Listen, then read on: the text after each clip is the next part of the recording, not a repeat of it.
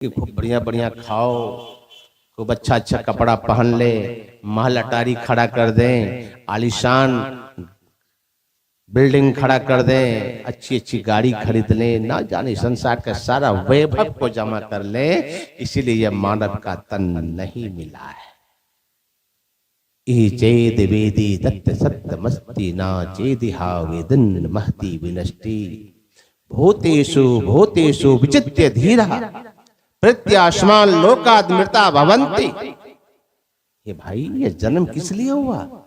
एकमात्र ब्रह्म को जान, ब्रह्म को जानने के लिए। लेकिन यहां बेटा को, बेटी को, पत्नी को, पति को, सगे संबंधी को जानने में जीवन बर्बाद।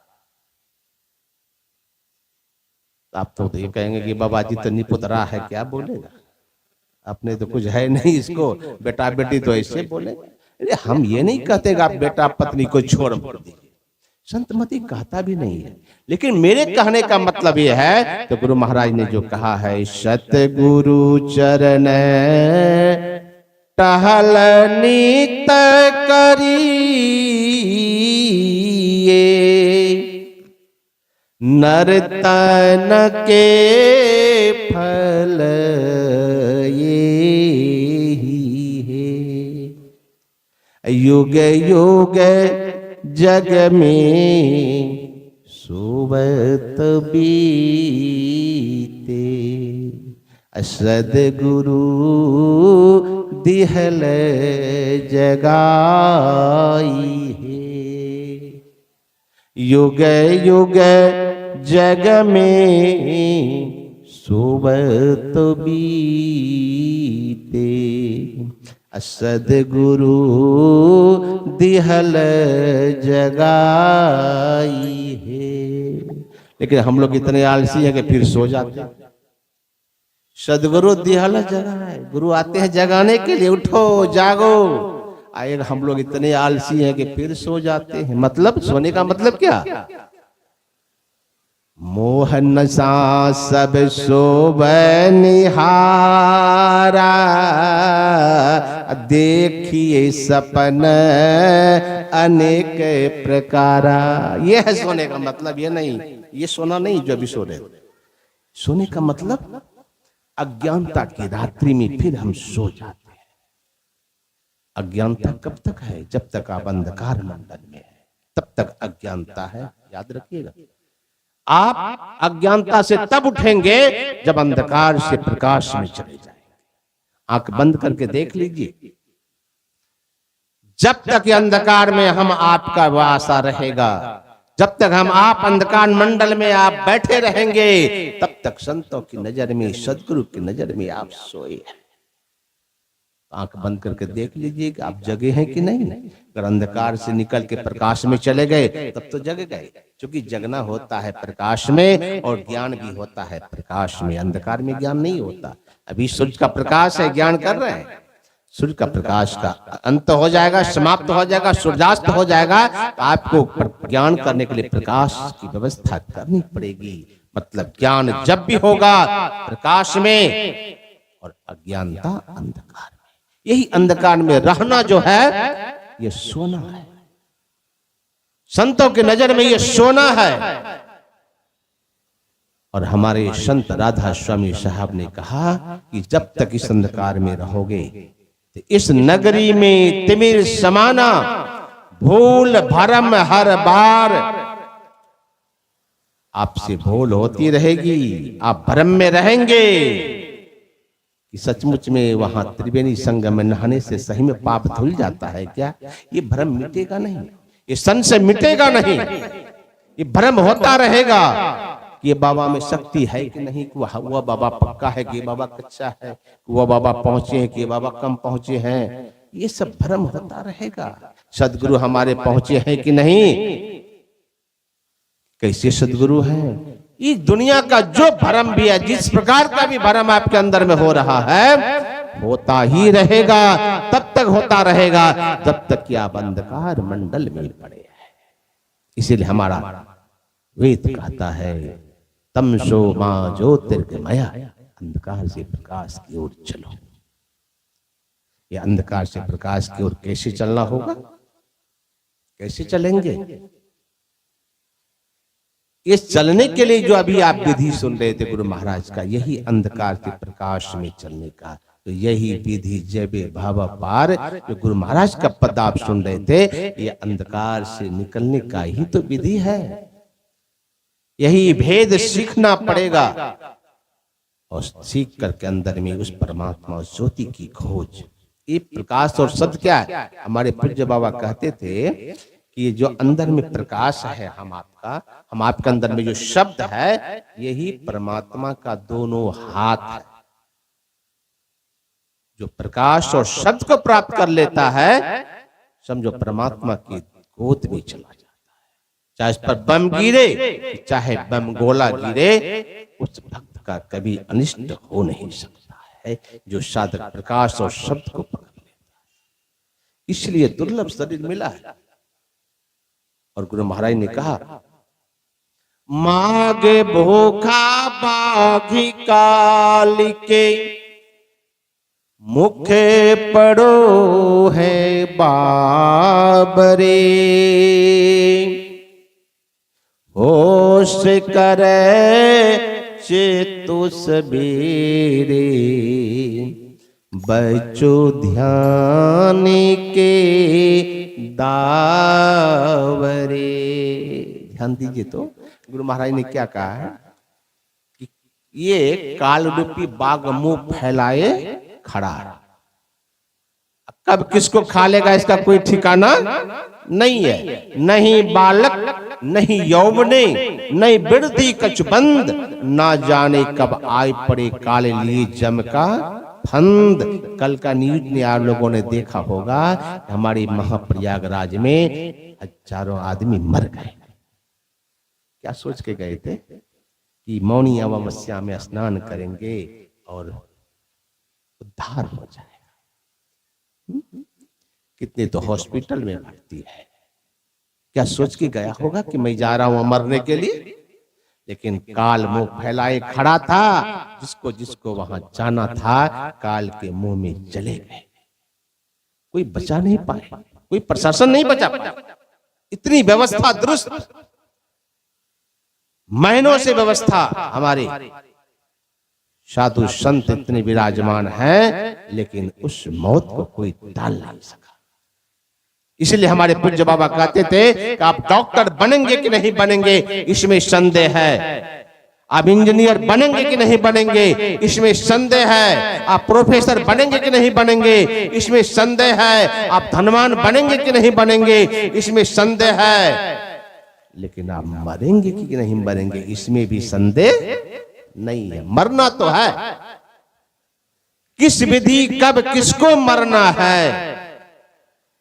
हमारे गुरु महाराज कहा करते थे कि जिसको जिस विधि से मरना होता है वह उसी विधि से मरता है, उसी विधि से मरता है और आपको खींच करके वहां ले जाता है। हमारे गुरु महाराज के प्रवचन मैंने कहानी पढ़ी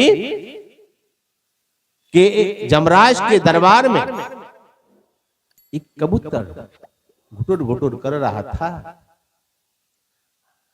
और जमराज बड़ा गौर से देखने लगा कबूतर को। तो कबूतर ने जब देखा, एक गुरु महाराज के प्रवचन में मैंने पढ़ा है कि गुरु महाराज कह रहे थे कि जब कबूतर ने देखा कि जमराज हमको देख रहा है तो बड़ा डर गया और गरुड़ जी से जाकर के कहा कि आज हमको जमराज देख रहा था, हमको तो डर लग रहा है। तुम डरते क्यों हो, हम है ना। गरुड़ जी अपने पीठ पर बिठाए और 7 समुंदर के पार ले जाकर के गुफा में अंदर में ले जाकर के बंद कर दिए, बाहर से ढक्कन लगा दिए, तुम यहीं से बैठे रहो। और वहां पहुंचा करके जब आए गरुड़ जी जमराज से पूछने के लिए, आज कबूतर को बड़ा गौर से आप देख रहे थे, बात क्या है? कहा कि मैं इसलिए देख रहा था, आज उसकी मौत इसी समय 7 समुंदर पार एक कंदरा में होना, पहाड़ की गुफा में। मैं वही सोच रहा था, इतना छोटा पक्षी वहां जाएगा कैसे? ये तो यहाँ है, हमारे यहाँ भी। गरुड़ जी ने कहा हम तो अभी तुरंत तुरंत पहुंचा के आए हैं। आप तो मेरा काम ही सरल कर दिए। जाके देखिए उसका गला को केकड़ा ने काट दिया होगा और उसकी मौत हो गई। जिसकी जैसी भक्तता तैसी मिले सहाय, आप न आवे ताही ते ताही तहां ले जाए। आपकी मौत निश्चित है। आप घर से निकल रहे हैं, मैं बाजार जा रहा हूं, घर से निकल रहे मैं शहर को जा रहा हूं, ना जाने किस गाड़ी का चक्का आपकी इंतजार कर रहा है, यह कोई नहीं जानता। इसलिए मौत तो निश्चित है, मरना है। तो गुरु महाराज ने कहा कि काल रूपी बाग मुंह फैलाए है, कब किसको निगल लेगा इसका कोई ठिकाना नहीं। इसीलिए बच्चों ध्यान के दावरे, अगर बचना चाहते हो, काल पर विजय प्राप्त करना चाहते हो, तो बच्चों ध्यान की दाव।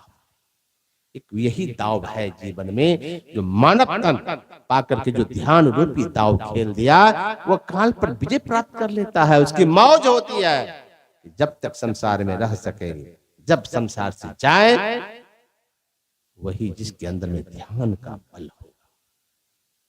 और गुरु महाराज ने तो गारंटी लिया है, अगर मानव तन पाकर के अगर आप ध्यान कर लिए तो काल मुख से निबु की भागो, ध्यान के बल भाई रे।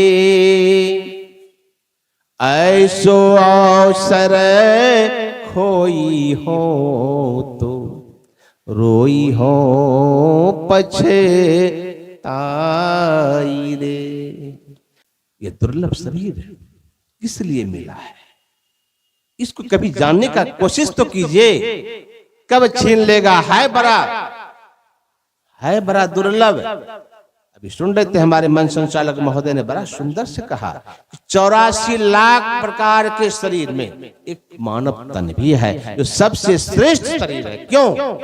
इसलिए यही शरीर ऐसा है जिसमें बैठ के आप भजन कर सकते हैं। आप घर में तोता पालते हैं, घर में आप खरगोश पालते हैं, घर में कुत्ता पालते हैं और बड़ी व्यवस्था देते हैं, देने वाले दे रहे हैं। मैं देखता हूं अच्छे अच्छे सत्संगियों के घर भी जाने का मौका लगता है, गैर सत्संगी के यहाँ भी जाता हूं।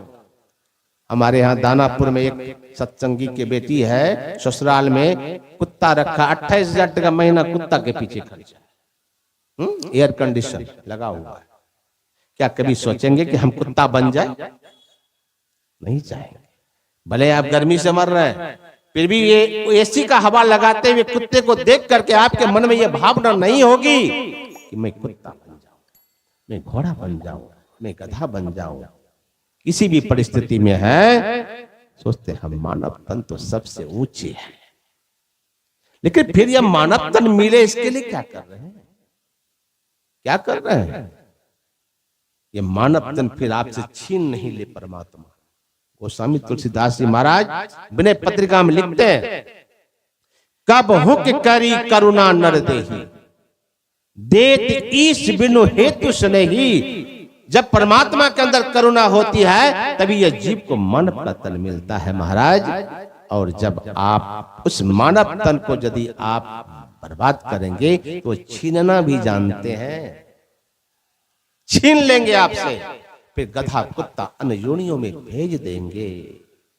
हमारे पूज्य बाबा एक कहानी कहते थे कि एक गरेड़िया भेड़ बकरी चरा रहा था। अब भेड़ बकरी चरा रहा था तो उनको मिल गया जमीन में गाड़ा हुआ एक चमकीला पत्थर।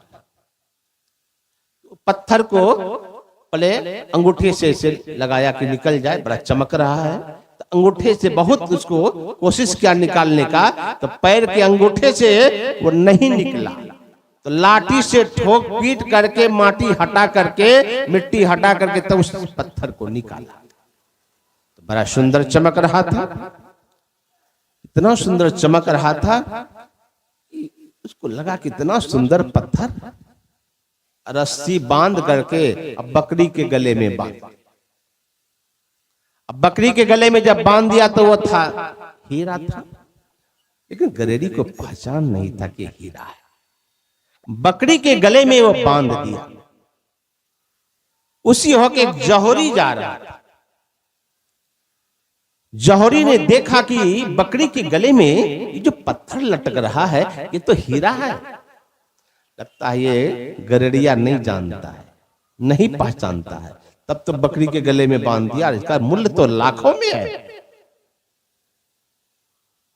जौहरी ने जाकर के उस गरेड़िए से कहता है, जी ये तुम्हारे बकरी के गले में जो पत्थर लटक रहा है क्या उसको बेचोगे?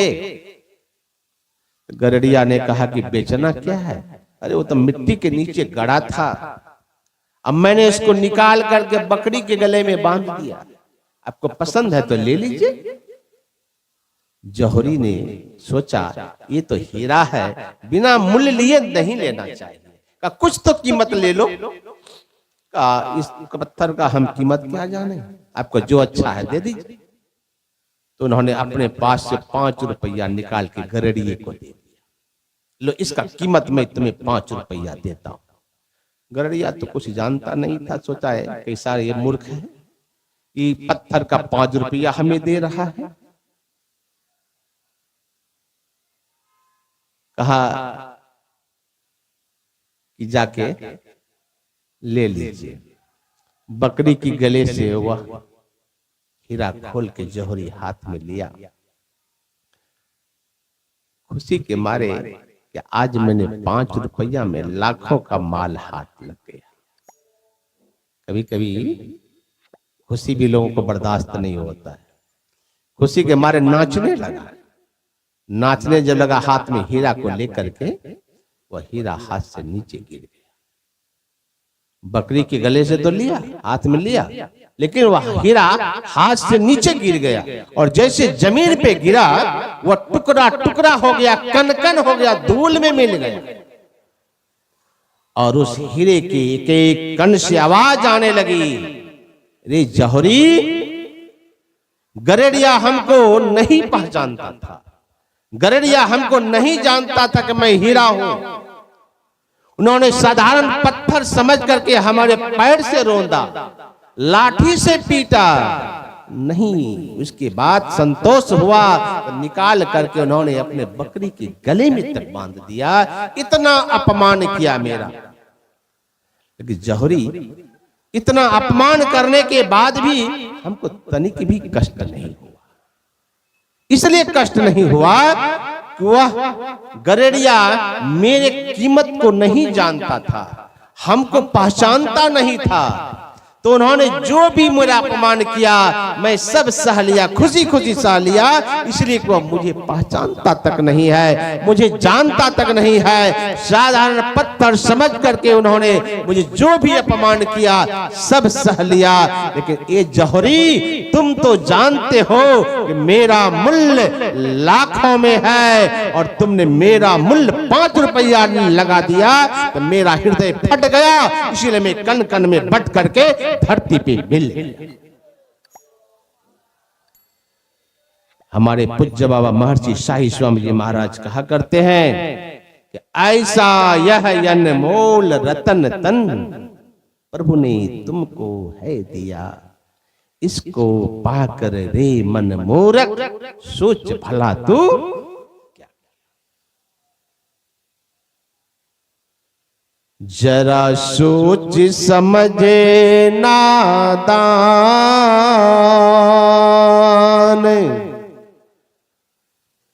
यहाँ नहीं रहना है।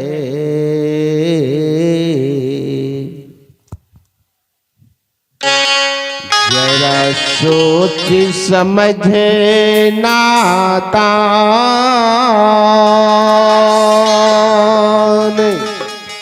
यहाँ नहीं रहना है। झूठी करता अभिमान मान कर अपना है। झूठी करता अभिमान मान कर अपना है। जरा सोच समझना दान यहाँ नहीं रहना है। जरा सोच समझना दान यहाँ नहीं रहना है। जो ठीक करता अभिमान मान कर अपना है। जो ठीक करता अभिमान मान कर अपना है। जरा सोच समझना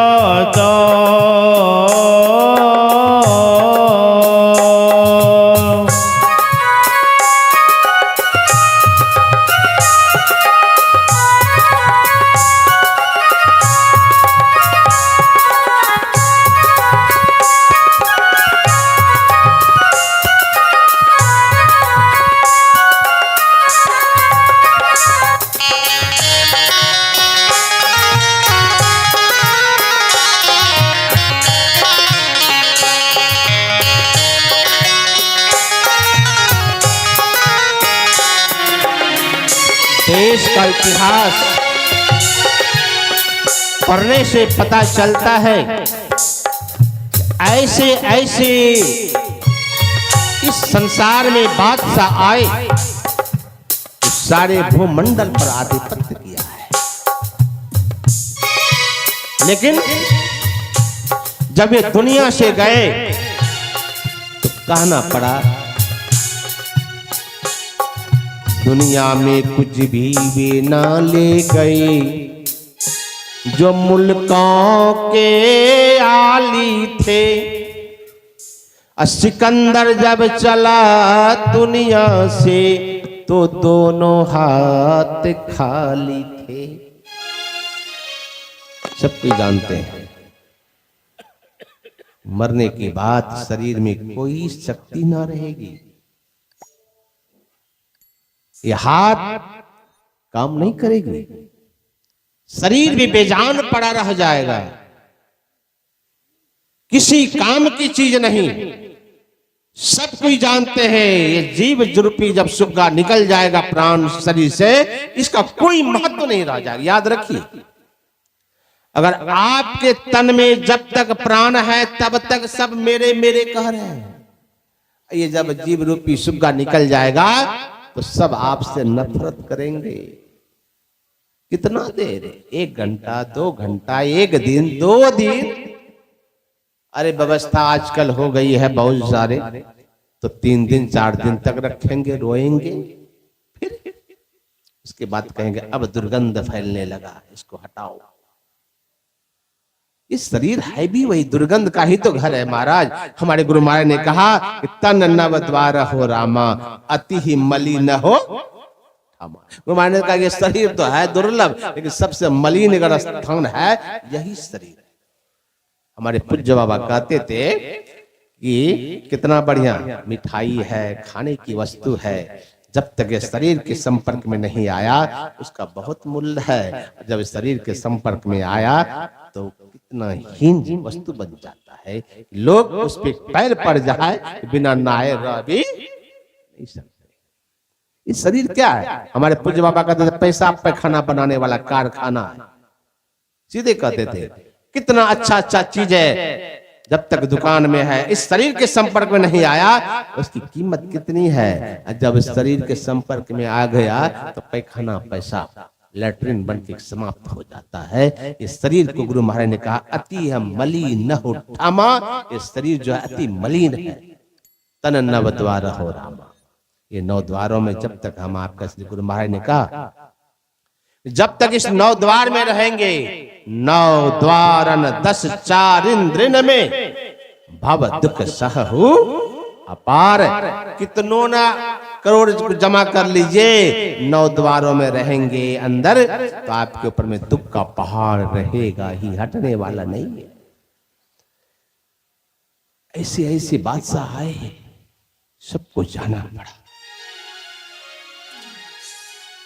क्या था ले करके आया, क्या तू ले कर जाएगा। क्या था ले करके आया, क्या तू ले कर जाएगा। सब पड़ा यहीं रह जाए, जो कुछ धन धाम कमाया। सब पड़ा यहीं रह जाए, जो कुछ धन धाम कमाया। तुम भी न रहोगे जगत, तुम भी न रहोगे जगत, मुसाफिर खाना है। तुम भी न रहोगे जगत, मुसाफिर खाना है। झूठी करता अभिमान मान कर अपना है। जरा सोच समझ नादान, यहाँ नहीं रहना है। झूठी करता अभिमान मान कर अपना है। जरा सोच समझ नादान,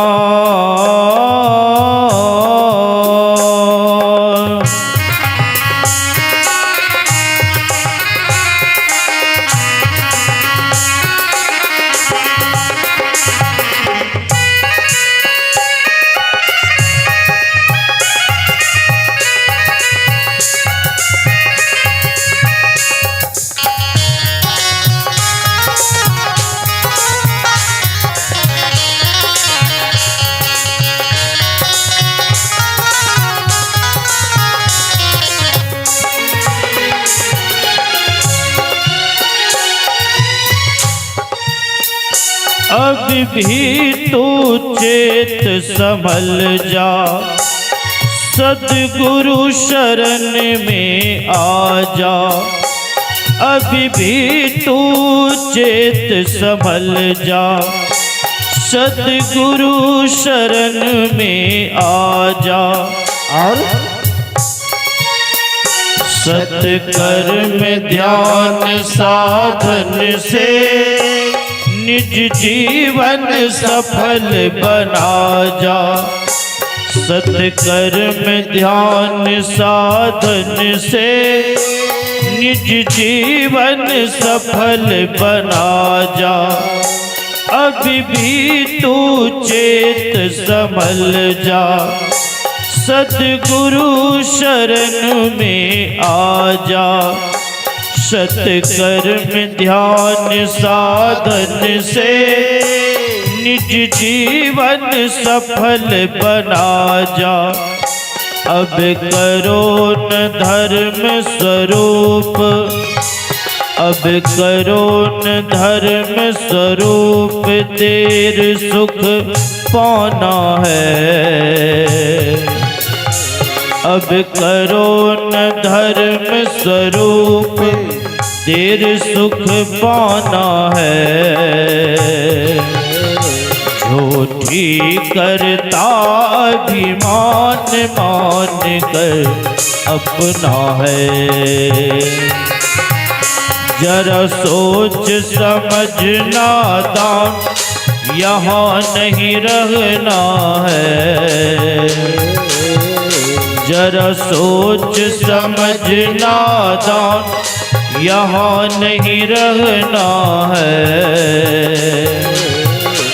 झूठी करता अभिमान मान कर अपना है। झूठी करता अभिमान मान कर अपना है। झूठी करता अभिमान मान कर अपना है। झूठी करता अभिमान मान कर अपना है। अभिमान करें तो किसका, किसका अभिमान करें? ये तन का कि धन का? किसका अभिमान करें? यह तन है कीमती लेकिन यह भी है विनाशी, सदा इसके भरोसे न रहना। जन्म लिए थे कितना गुलाब जैसा सुंदर, और धीरे धीरे गाल मुख सब पिचक जाएगा। हा? लोग नफरत करेंगे, कितनों मेकअप कर लेंगे, फिर भी लोग नजर उठा के नहीं देखेंगे महाराज। तो शरीर का अभिमान क्या करना है? यह शरीर तो एक दिन मिट्टी में मिलेगा या राख में बदलेगा। औकात क्या है शरीर के? एक मुट्ठी राख, तब इतना फूले नहीं समाते। तो गुरु महाराज ने कहा, छन छन पल पल समय सिरावे, नर तन दुर्लभ फिर नहीं पावे। ये शरीर मिले, अब मानव का शरीर मिला है, मानव बन के मरिए। मानव बन के मतलब जो मानव का रहनी है, जो मानव का आचरण है, उसको जीवन में उतारिए, मानवता जीवन में लाइए, तभी यह मनुष्य शरीर पाने का जो लक्ष्य है वो हासिल होगा, वो प्राप्त होगा। कहने की तो बहुत सारी बातें हैं और 10:30 बजने को है। फिर अपराह्न काल के सत्संग में आप लोग सुनेंगे। 2 बजे के बाद भजन कीर्तन से आरंभ होगा। आगे हमारे मंच संचालक महोदय की जो घोषणा आप सुनेंगे, क्या क्या कार्यक्रम कैसे होगा। मैं अपनी वाणी में विराम। बोलिए श्री सद्गुरु। यह संतमत का जो कार्यक्रम चल रहा है उसे आप YouTube के माध्यम से भी MMB ऑफिशियल चैनल पर भी देख सकते हैं। MMB ऑफिशियल YouTube चैनल है, आप उसको सब्सक्राइब करके देख सकते हैं MMB ऑफिशियल YouTube चैनल पर। हमारे चैनल MMB ऑफिशियल को अवश्य सब्सक्राइब करें और नए अपडेट सबसे पहले पाने के लिए इस बेल बटन को दबाना न भूलें।